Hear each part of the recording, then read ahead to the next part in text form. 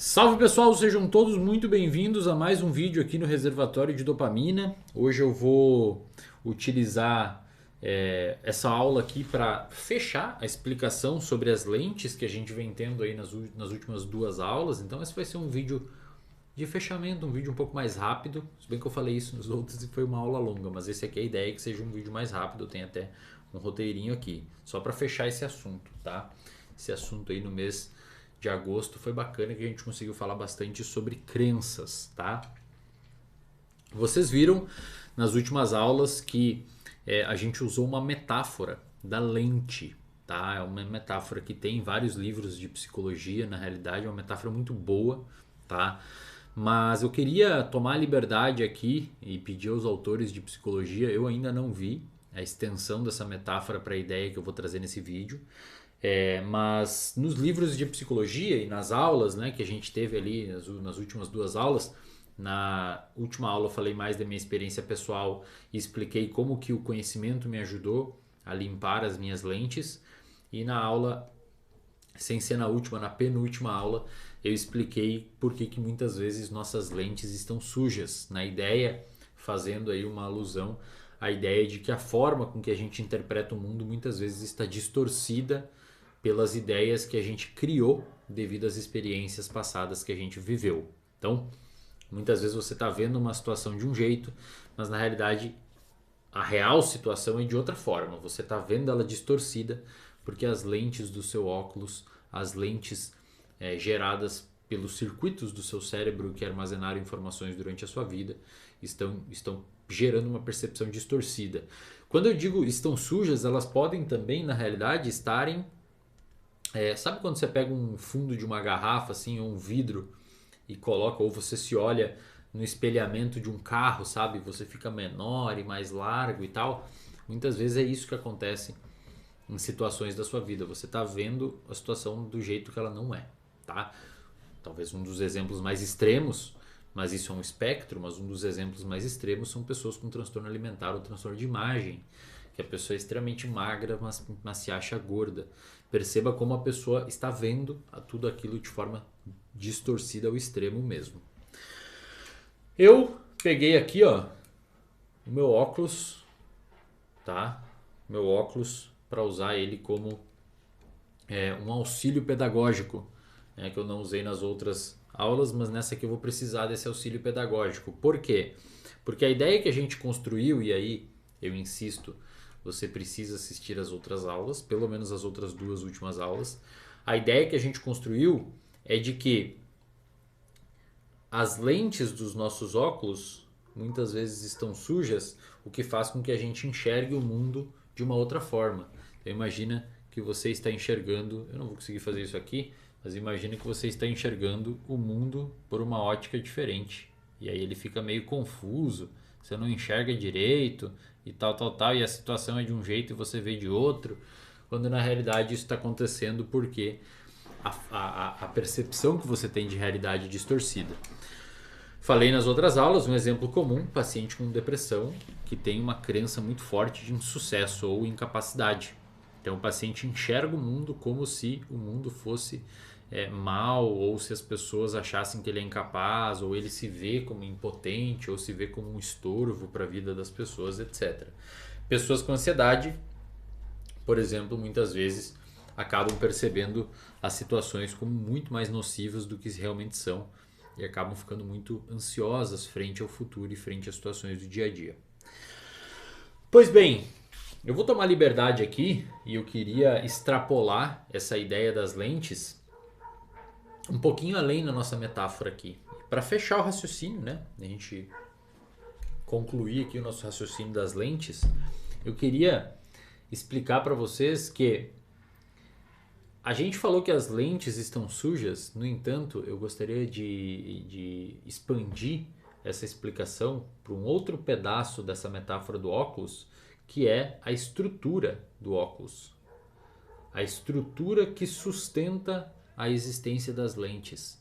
Afinal de contas, sem essa estrutura, as lentes iriam sucumbir, as lentes não iriam existir. E sem essa estrutura, as lentes não poderiam ter a sua função exercida. Olha que interessante, cara. Sem essa estrutura, as lentes não teriam a sua função exercida. E no na nossa metáfora aqui, qual que é a estrutura que permite a existência das lentes? O ambiente. O ambiente é a armação do óculos. O ambiente é que permite com que as lentes fiquem efetivas, tendo as suas funções, mesmo que ruins. Tanto é que quando você troca, muitas vezes, de ambiente, e isso é muito comum, tá, pessoal? Isso é muito comum. Eu sei que muitas vezes, primeira coisa que você vai falar, pô, mas eu não consigo agora, pô, mas eu não posso. Tudo bem. Não estou dizendo que você pode ou deve. Estou dizendo que é assim. Não estou dizendo que você pode ou deve. O título de conhecimento é importante que você tenha acesso a essa informação. Quando você, o paciente muitas vezes, ou você, muda de cidade, sai de um relacionamento, muda o ambiente. O ambiente não é só um espaço geográfico, tá, pessoal? O ambiente é um espaço... são pessoas também. O ambiente também são pessoas.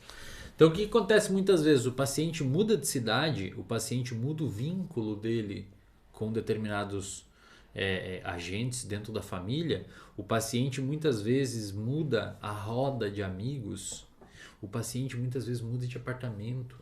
Muitas vezes termina ou começa um novo relacionamento. Alguma coisa muda na vida da pessoa e o humor dela melhora ou piora. Dos dois.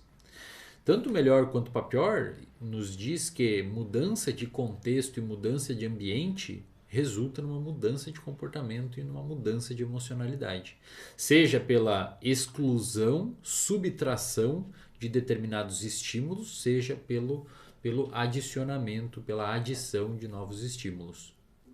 Então, se você está num ambiente que está pressionando o seu emocional, então imagina que você está num ambiente, numa estrutura que sustenta a existência das lentes. E aí, a gente tem várias lentes. Digamos que é como se você tivesse vários óculos. Olha que legal. Vamos usar essa parte. Vamos usar essa metáfora. Imagine que você tem vários óculos. Tem determinados lugares que você coloca um. Sabe o que é muito comum? Quando eu comecei a clinicar, e aí os terapeutas que estão aí assistindo podem dizer o mesmo.